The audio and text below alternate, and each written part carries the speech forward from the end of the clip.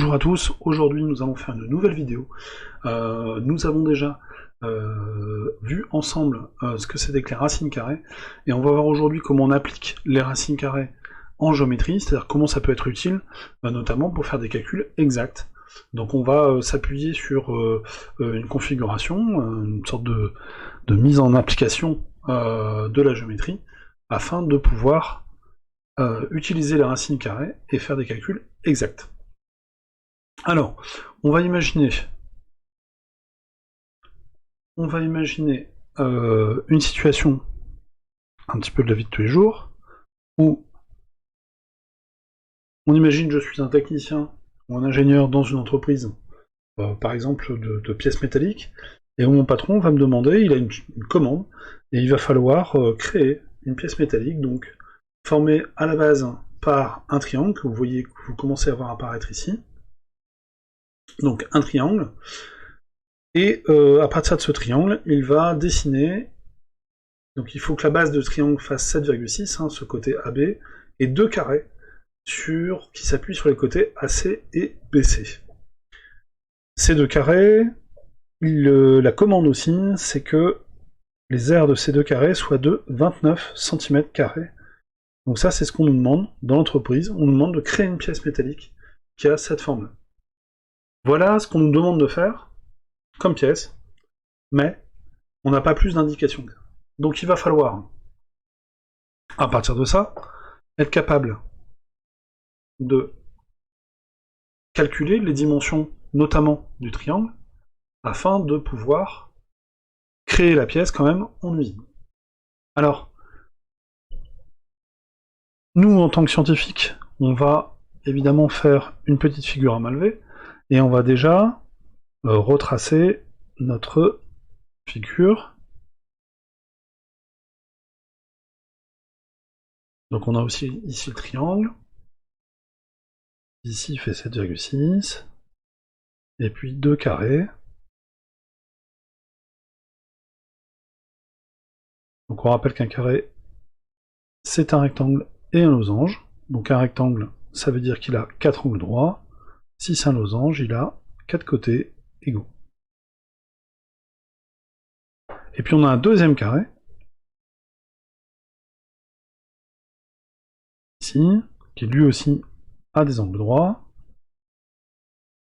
Et comme les deux carrés vont avoir la même aire,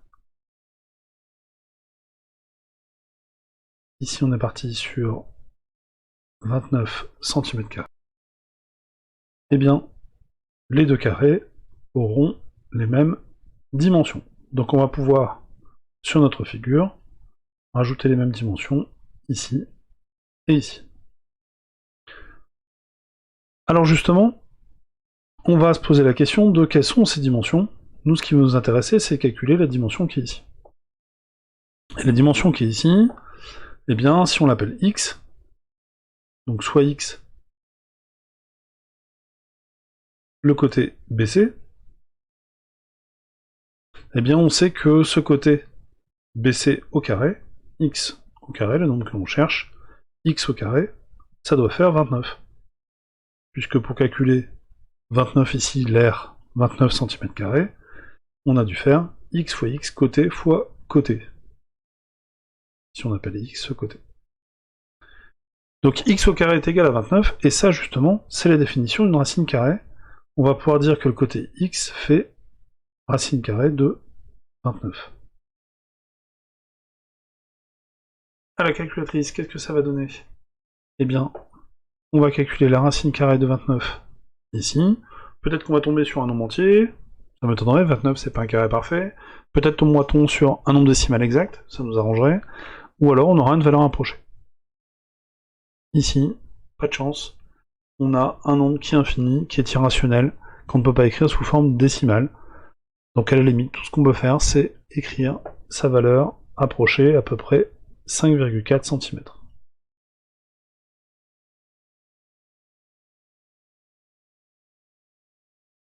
Voilà, donc tout ce qu'on peut dire, c'est que le triangle qui est ici fait 5,4 cm de côté, à peu près. Ceci, c'est une valeur approchée.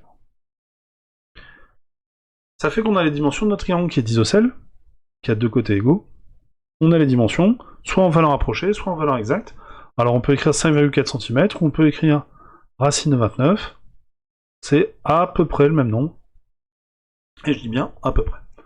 L'autre question que l'on pourrait se poser, c'est de se dire, eh bien, est-ce que le triangle que je vais passer ici en couleur, A, B, C, est-ce que ce triangle jaune ici, il est isocèle, mais est-ce qu'il est aussi rectangle? Moi, ça m'intéresserait de savoir s'il est rectangle pour les réglages de ma machine. Alors, de savoir s'il est rectangle, on va utiliser la réciproque du théorème de Pythagore. La réciproque du théorème de Pythagore dit que on va prendre le plus grand côté. Ici, le plus grand côté, c'est AB. AB qu'on va calculer au carré, ça fait 7,6 au carré. 7,6 au carré, on le tape à la calculatrice. Et donc, 7,6 au carré, 7,6 au carré, ça nous donne 57,76. Ça, c'est une valeur exacte, on peut l'utiliser. 57,76. Et puis, on va aussi calculer AC au carré les deux autres côtés que l'on va additionner, les carrés des deux autres côtés que l'on va additionner, plus CB au carré. Et là, évidemment, si je veux continuer à mettre un égal ici, eh bien je n'ai pas le droit d'utiliser la valeur approchée, 5,4, mais je vais utiliser la valeur exacte, c'est-à-dire la racine carrée de 29. Parce que si j'utilise cette racine carrée de 29, qui est une valeur exacte, eh bien, mon résultat sera exact. Donc ici, la longueur AC étant la racine carrée de 29, on va faire le carré de la racine carrée. Même chose pour CB, qui vaut aussi racine carrée de 29, on va mettre la racine carrée du carré. C'est très important ici, nous, de pouvoir conserver notre égal ici.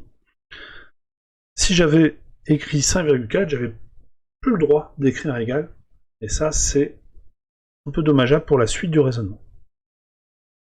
La racine carrée de 29 au carré, et ben ça nous arrange par contre, parce que justement, un nombre qui passait au carré donne 29, bah c'est 29. Voilà, on a 29 ici, et 29, la racine carrée et le carré s'éliminent, puisque on a vu que la racine carrée et le carré, c'est deux opérations qui s'inversent. Ça nous arrange bien, parce que 29 plus 29, ça va faire 58.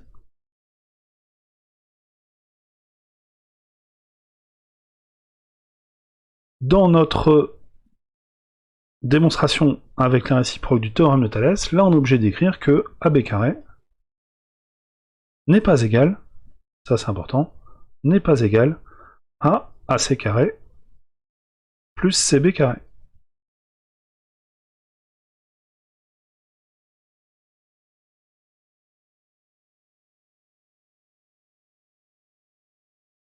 Alors on va faire un petit raisonnement par l'absurde pour montrer que ce triangle n'est pas un rectangle du coup. Si le triangle était rectangle, ça c'est l'absurdité. Si le triangle était rectangle, alors le théorème de Pythagore, donnerait cette égalité vraie.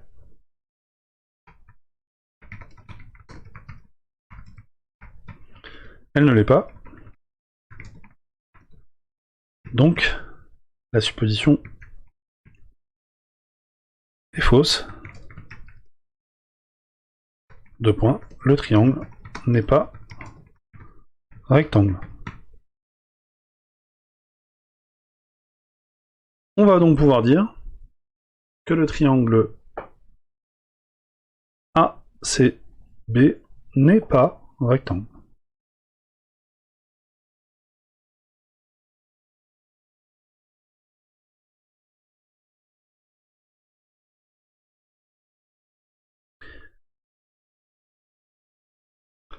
Alors évidemment, on peut dire qu'il est presque rectangle, hein, puisqu'on a quasiment le même résultat ici.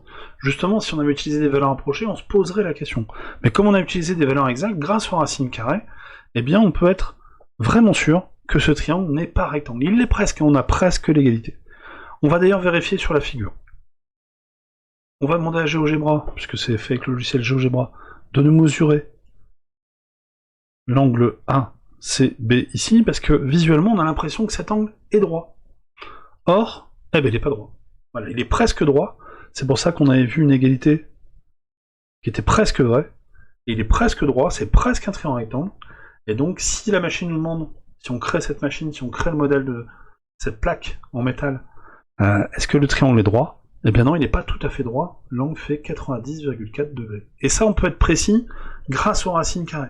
C'est vraiment le fait d'utiliser la racine carrée qui fait qu'on peut être très précis ici, là-dedans. Alors c'est valable, vous voyez, ces racines carrées, c'est valable pour une entreprise qui crée des pièces métalliques, des pièces en plastique, des avions, des bateaux, des voitures, etc. Donc il faut imaginer que les ingénieurs doivent savoir calculer des racines carrées, parce que ça permet d'être plus précis et d'avoir des valeurs exactes dans les calculs. Les valeurs exactes, en sciences, c'est vraiment très très important. Voilà, j'espère que cette vidéo vous aura plu, pour voir un petit peu comment on peut appliquer les racines carrées dans les calculs de géométrie. Si cette vidéo vous a plu, évidemment, vous cliquez sur le petit logo pour vous abonner à ma chaîne YouTube. Merci, au revoir et à bientôt.